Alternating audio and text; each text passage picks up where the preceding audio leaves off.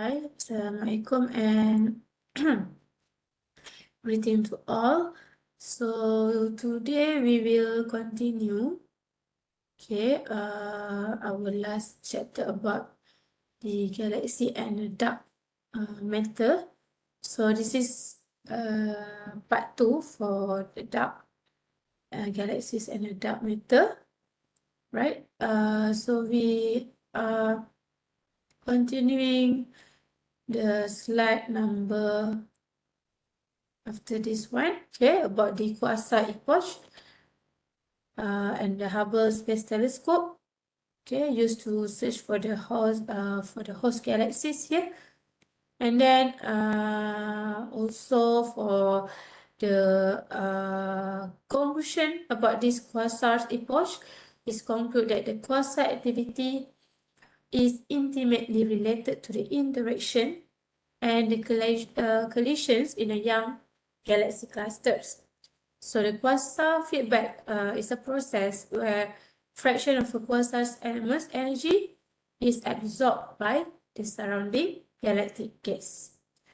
And also explain the correlation between the black hole and the bulge mass. And then we have the active and normal galaxies. The frequent mergers may have to replenish the quasar's fuel supply and extending its luminous lifetime, but the black holes responsible for the quasars must still be present in the center of the galaxy today.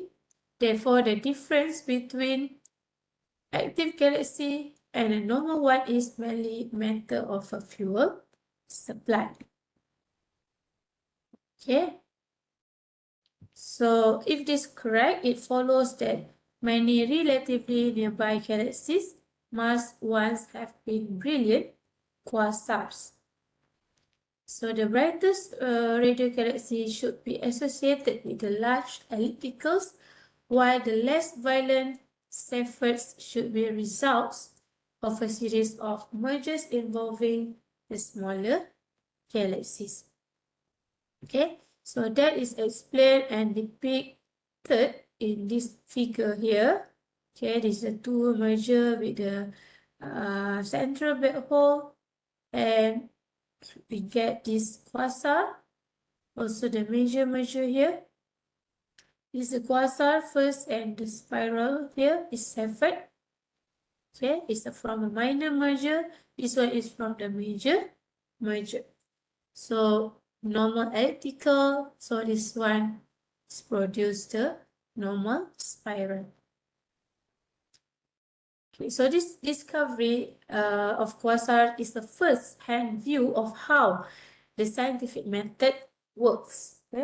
So it's explained the object, defined the multiple theory, observational evidence collected, and the theory of supermassive black hole is now concluded to be standard theory for active galactic nuclei. The synthesis of studies of normal and active galaxy formation and large-scale structure is one of the great triumphs of the extragalactic astronomy. So this is some members of the galaxy clusters. Our own small cluster is called the local group, and nearby us we have the Virgo cluster and many others.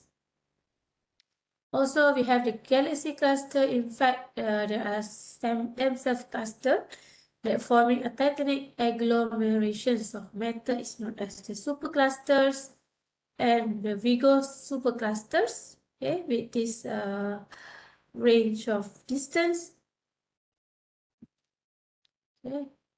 So we can see here the local galactic group, in one cube here.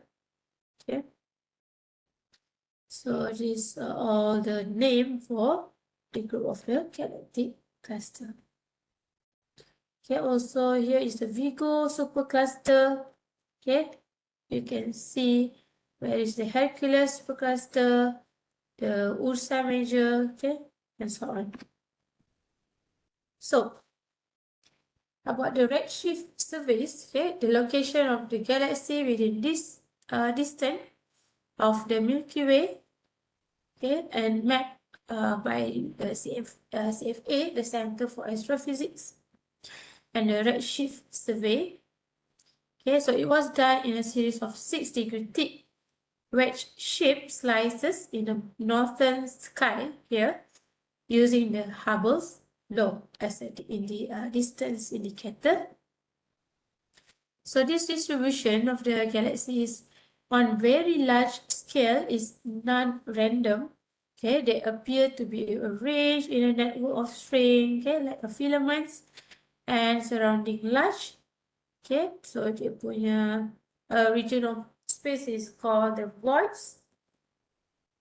Okay, the voids account 50% of the total volume of the nearby universe. Okay, the largest void measure and the galaxies and clusters are spread across the surface of vast bubbles in space, and voids are the interiors of these gigantic bubbles. Okay. So, the denser the cluster and the supercluster lie in a region where several bubbles will meet. So, they are region of filamentary structure, which explain the elongated shape of the Virgo supercluster. Yeah? So, thus the study of a large-scale structure is important to our effort to understand the origin and nature of the cosmos. Okay, so we have the large filament, okay, with the red outline was found to continue through slices above and below. So it's known as the grid wall, okay, measuring at least 70 times 200 megaparsec, one of the largest known structures in the universe. And next one is the last Campanus redshift survey. Here is a map out the redshift of 24,000 galaxies, okay, within the Milky Way of this degree. So it's due to the inverse square law approach. Okay, so this large scale structure can be studied using quasars due to their great distance, okay, point light appearance on, and high luminosities. And the quasars have a high chance of passing through the something en route to us, which allows us to piece together a partial picture of the intervening space. So as we can only study the region of the sky where the quasars happen to be found, so the large-scale survey are required. Quasars have strongly redshift spectra, but on top of that, some also show additional absorption features. Okay? So they are redshifted by substantial less than the line from the quasar itself. Okay, this is about the quasar absorption lines. So will be a part of the invisible galaxy that lying along the line of sight. Okay, so we have this Lyman alpha line 1 to 2 nanometer that associate with the transition between the ground and the first excited states. Okay, and equals to 1 to 0. Okay, you can read this. Okay, so this spectrum of high redshift quasar typically show a forest of the absorption lines.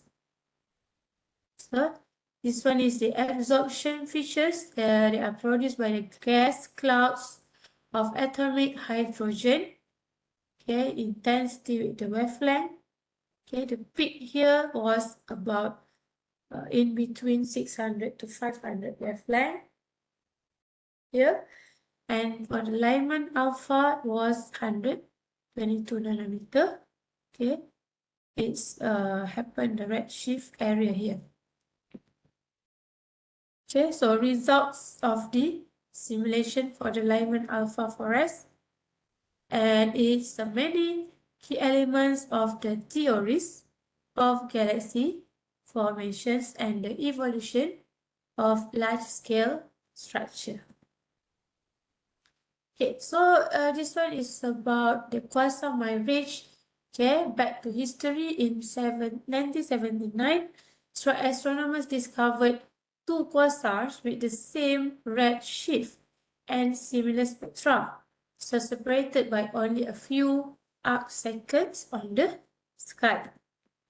So initially, it's thought to be binary quasars. The radio emission revealed that there are actually twin quasars here. Okay, as you can see in this figure, this one. Okay, it's like a twin quasar that separated image of the same quasar. So this was due to the gravitational lensing. Okay, I know you have heard this before. Okay. Okay, let me hold on first.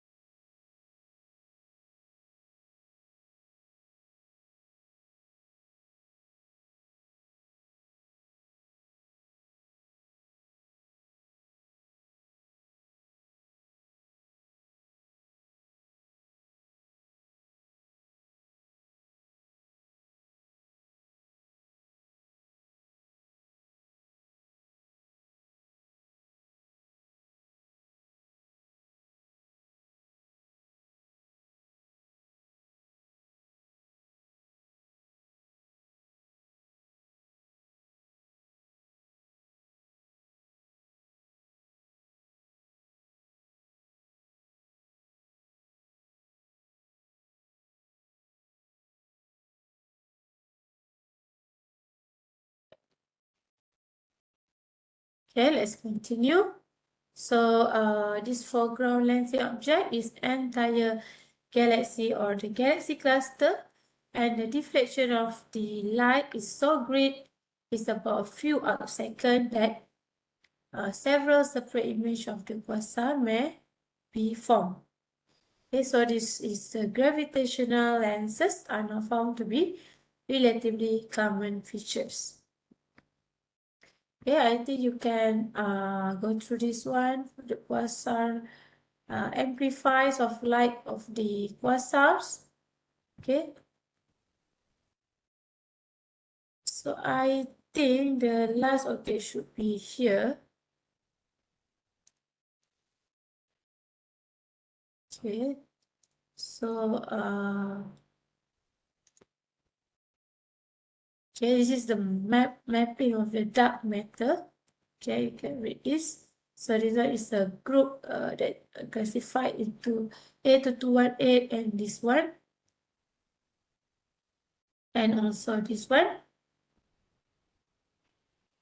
Okay, so the first direct observational evidence is distant bullet cluster here, taken with the optical and X-ray image.